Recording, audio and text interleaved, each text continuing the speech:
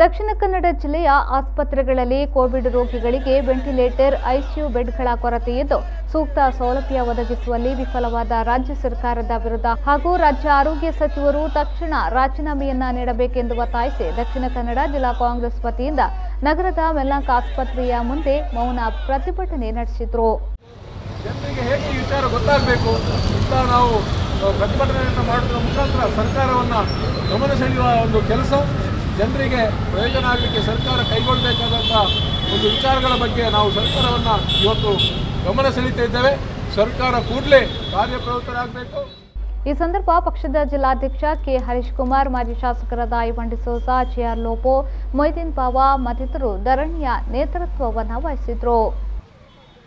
ಆರೋಗ್ಯ ಸಚಿವರು ರಾಜೀನಾಮೆ ನೀಡಬೇಕು, ಉಸ್ತುವಾರಿ ಮಂತ್ರಿಗಳು ರಾಜೀನಾಮೆ ನೀಡಬೇಕು, ಎಲ್ಲ ಶಾಸಕರುಗಳು ಈ ಒಂದು ಕೋವಿಡ್ಗೋಸ್ಕರ ನಮಗೆ ಏನು ಸೌಕರ್ಯ ಒದಗಿಸಿಕೊಟ್ಟಿಲ್ಲ, ರಾಜೀನಾಮೆ ಕೊಡಬೇಕು ಅಂತ ಒತ್ತಾಯ ಮಾಡಿ ಮನವಿ ನೀಡ್ತಾ ಇದ್ದೇನೆ. ದಯವಿಟ್ಟು ಮುಖ್ಯಮಂತ್ರಿಗಳಿಗೆ ತಲಿಸಬೇಕಾಗಿ ಕೇಳ್ತೇನೆ. ವೆಂಟಿಲೇಟರ್ ನೀಡಿದ ಸರ್ಕಾರಕ್ಕೆ, ವೆಂಟಿಲೇಟರ್ ನೀಡಿದ ಸರ್ಕಾರಕ್ಕೆ ಇಲ್ಲಿ ಈ ಕರ್ನಾಟಕ ಸರ್ಕಾರ ಮಾಡಿದ ಅನ್ಯಾಯ, ಇಲ್ಲಿ ಲೋಕಲ್ ಜನರಿಗೆ ಬೆಡ್ ಕೊಡ್ತಾ ಇಲ್ಲ, ಇಲ್ಲಿ ಕೋವಿಡ್ ಮಾಸ್ಕ್ ಕೊಡುವುದಿಲ್ಲ, ಇಲ್ಲಿ ಮೆಲ್ನಾಕ್ ಹಾಸ್ಪಿಟ್ಲಿಗೆ ಬಂದರೆ ಇಲ್ಲಿ ಯಾವ ರೀತಿಯ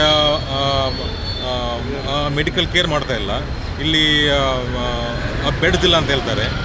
ಪ್ರೈವೇಟ್ ಹಾಸ್ಪಿಟ್ಲಿಗೆ ಮೆಲ್ನಾಕಿಗೆ ಬಂದವರನ್ನು ಪ್ರೈವೇಟ್ ಹಾಸ್ಪಿಟ್ಲಿಗೆ ಕಳಿಸ್ತಾರೆ.